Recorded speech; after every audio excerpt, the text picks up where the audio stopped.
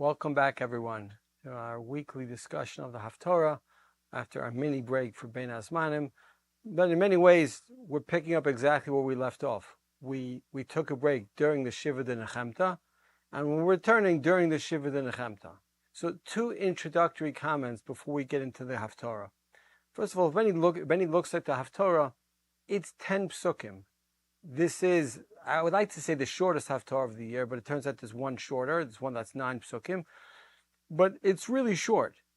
And in fact, we've discussed before, the Gemara in Megillah says that the minimum size of a Haftarah is 21 psukim. And maybe that's based on 3 psukim for each of the aliyot. 7 times 3 is 21. But either way, there are a number of Haftaros that are not 21 psukim, and this is one of them. But the Gemara there says there's an exception to the rule.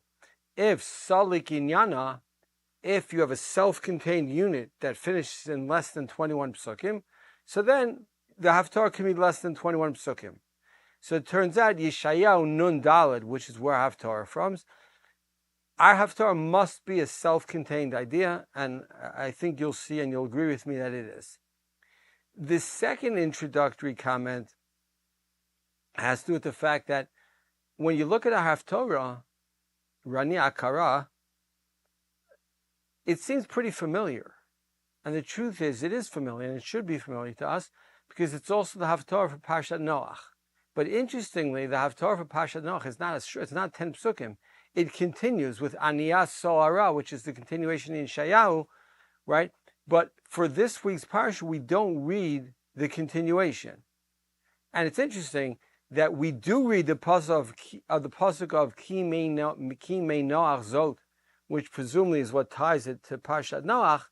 But nevertheless, it seems like the idea that we're going to read in our 10 psukim is self-contained, and therefore the Haftarah is much shorter than it would have been for Parshat Noach, or than it is for Parshat Noach. Okay?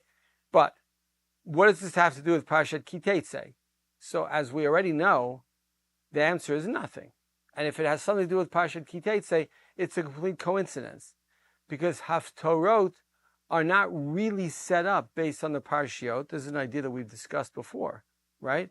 Haftarot are set up on Inyana Diyoma, on ideas that Chazal thought that we should all be discussing. They picked a Navi that discusses those ideas. That's why you have Sheva de Nechemta, 7 weeks. Has nothing to do with our Haftarah this week, has nothing to do with Ki Tetze. Our Haftarah last week had nothing to do with Shoftim. Next week it'll have nothing to do with Ki Tavo. It's why we read, Hashemaim Kisi on Rosh Chodesh. It's why we read Macha Chodesh the day before Rosh Chodesh. It's why the Dalet Parshos have their own Haftaros. It's why the 2 weeks before Rosh Hashanah Yom Kippur have their own unique Haftaros. Because the idea is, this is the time of year that we should talk about a particular topic. Now, when there's no particular topic, when there's no pressing topic for Inyana Diyoma, so then the Haftarah is in fact connected to the Parsha. And that's most of the weeks. But it doesn't matter. It's only when there is nothing else. When there's nothing else, we ask ourselves the proper question, why was X Haftarah chosen for this week's Parsha? But this week and all the weeks around it, actually we're in the middle of a string of 12 weeks, right? The Gimel de Paranusa, the Sheva de Nechemta, the Shnai de Tiyuvta, right? It's 12 weeks where the Haftarah has nothing to do with the Parsha, but the Haftarah is Me'inyana Diyoma. So instead of asking the regular question of what does our Haftarah have to do with this week's Parsha, our job is to find out why is our Haftarah so, particularly consoling. What is it in our Haftarah that caused Chazal to choose Yeshayahu Nun Daled as the Haftarah for Parshat Ki Tavo? Okay, so if each of the Sheva de Nechemta has a particular constellation theme, and it does, it's really not hard to find our constellation theme. The Haftarah starts, Roni Akara lo yalada, Pitzchi rina v'tzali lo chala, Ki rabim b'nei shomema mi b'nei be'ula amar Hashem. Right? Cry out, Akara. Akara is a hard word. Akara certainly means an infertile woman, but often I think it means more. Like, Sarah wasn't just infertile. God stopped her from having children. Rachel wasn't just infertile. Rivka wasn't just infertile. it was something min hashamayim. So I think akara sometimes means something more than just infertile, but since I don't have an English word for it, we'll translate it as infertile. So ani akara lo yolada, she bore no children, that's why she's an akara, right? Pitzchiri navitzali, nevertheless, she should shout out loud for joy. She shouldn't be sad, because the children she's going to have in the future, the children of the b'nei shomema, of the one that's forlorn, will be bigger than and more multiples, I don't know if that's a word, larger than the children of b'nei be'ula, of the married women, of the women who are fertile, who have children. Okay? So now, here's the point Rav Moshe Lichtenstein makes in his Sefer, and like all really good, insightful points, it's something any of us could have thought of on our own, and maybe we did.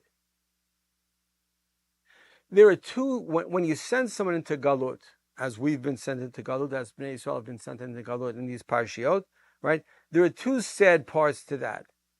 The present and the future. Now, let me explain, right?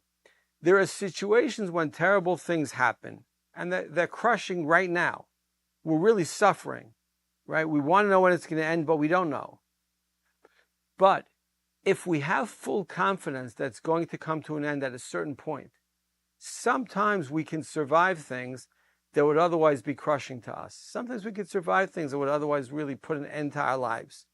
The idea that, yes, it's terrible right now, but I know it's going to be better in the future, I know it's going to be better in the future often gives us a strength that we wouldn't have otherwise. And it's an idea that actually comes up in Viktor Frankl, who's a famous psychologist, psychoanalyst, who wrote an amazingly popular book called Man's Search for Meaning. So Viktor Frankl was in Auschwitz, and he noticed in Auschwitz that the death rate went up. The death rate spiked considerably after holidays. And he theorized then, and he proved it later, that, let's say, God forbid, you're in Auschwitz, and it's November. But you say to yourself, I don't know, by Hanukkah I'm going to be out. By Hanukkah this is all going to be over. And that gives you the strength. But then when Hanukkah passes and you're still in Auschwitz, you more or less give up. It's not like, God forbid, you commit suicide. But you just stop fighting. And the same blows from Nazi guards that you used to be able to recover from, you just don't recover from, right? That's a real point. There's something real about that. Okay? Now, the opposite phenomenon is also possible, which is it's slightly unpleasant now. God forbid, nothing to do with Auschwitz, nothing to do with something horrible. It's just unpleasant. Okay. But I can survive it now. I really can. However, when I look into the future, and it's never going to get better, right? It's only unpleasant. But if it's never going to get better, that becomes crushing in and of itself. I don't see my life ever getting better. I don't see my children having a better life. That can be really, really hard. The Shevet and Nechemta till now have focused on bad things in the present. Aniyas sa'ara lo nuchama. I'm a windblown ship, right? I have nothing to hold on to. All day I'm under pressure from chamat hameitzik. But now, with the metaphor of the Akara, that changes. It's everything I know about this, I know from reading things and from movies, and I don't mean to be judgmental, God forbid.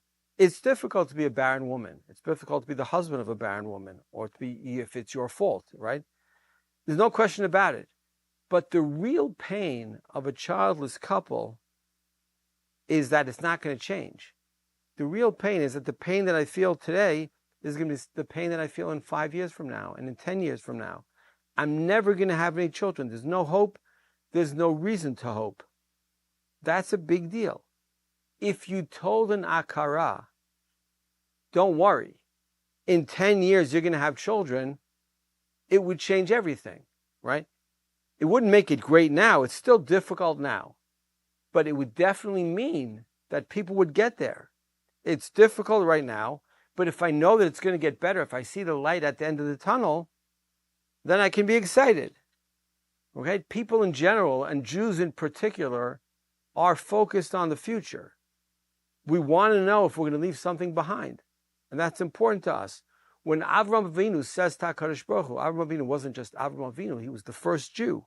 When he says, Vayomer Avram, Adonai Elohim matiten li, va'anochi holech ariri, uven meshek beiti hu damesek Eliezer. God, what are you going to give me? All the things you promised me, all the things you're going to give me, they're going to be lost. I don't have any children. I can't have any children. What's it all worth? Right? In a way, and you might think this is a funny parable, but I compare it to, if I asked you, if you had a choice, would you rather have a headache or would you rather have your foot fall asleep? So the answer is, I'd rather have my foot fall asleep. But the problem is, that's really, really painful, the foot falling asleep, right? And a headache, it's much less. The difference is, when my foot falls asleep, based on my experience with the world, I know that it's going to take me 2 minutes. I can put up with the pain because in 2 minutes I'm going to be better. When I have a headache, it could be an hour, it could be 2 hours, it bothers me much more. It's the idea that I know that something's going to end. And so that's a huge point for us.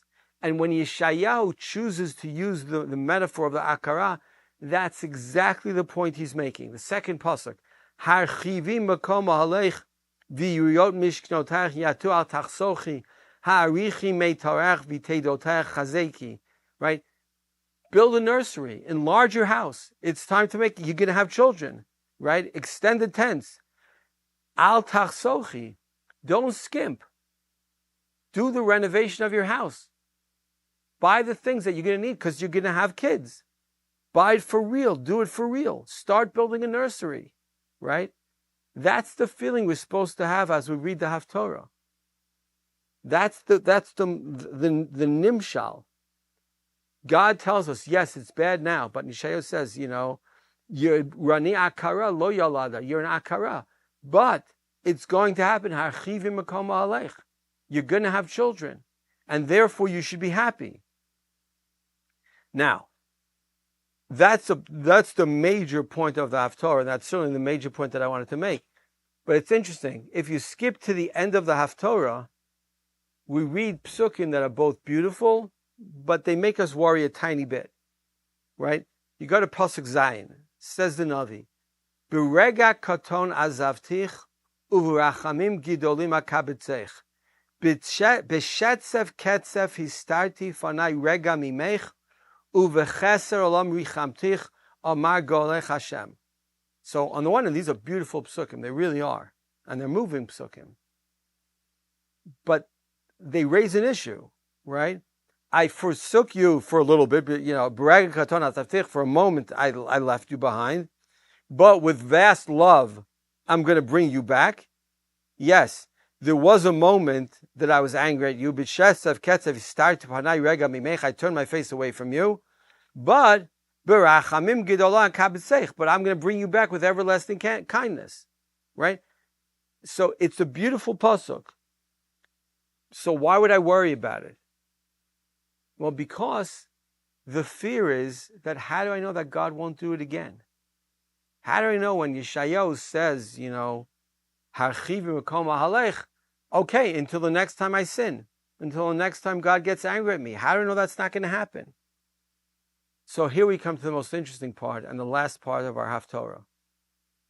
Says the Navi, Ki mei Noach zot li asher nishbati mei avor mei Noach od al haaretz kein nishbati migtzof alayich umigarbach ki heharim yamushu v'hagvaot timutana v'chasti meitech lo yamush ubrit shlomi lo tamut omar merachamech Hashem. Okay? Ki mei Noach zot li. I brought a flood to the world, right? It's interesting. Mei Noach. Why is it Mei Noach? A lot of Mefarshim say it's Mei Noach. First of all, this is obviously why it's the Haftara for Noach. But a lot of Mefarshim say because Noach didn't try to bring the people back b'tshuva, so therefore it's called Mei Noach, right? But what does God say? Asher nishbati mei avor mei Noach od al haaretz. I already swore to Noach after the Mabul, I'm not going to bring another Mabul. Kein nishbati migsof alayich umigarbach. So too, I'm swearing to you now that I'm not going to get angry at you again. I'm not going to exile you again. Ki haharim yamushu v'agvaot timutana.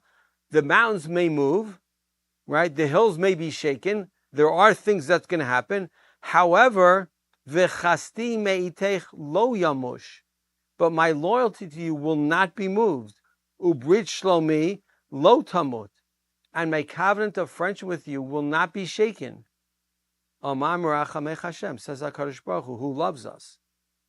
Now, the final question is, why does Yeshayahu reach out to Noach and to the promise that HaKadosh Baruch Hu made after the Mabul?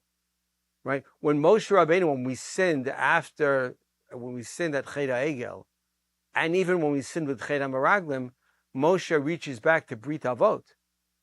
Right? When Moshe says to HaKadosh Baruch Hu, well, you promised Avraham, Yitzchak, and Yaakov. How could you change your mind? But Yeshayahu says, no. Because with respect to the Brit Avot, I'm less certain. But with respect to the Brit Noach, I'm fully certain. I know for a fact, we know for a fact, that HaKadosh Baruch Hu has not wiped out the world since Noach. HaKadosh Baruch Hu has not brought another flood to the world.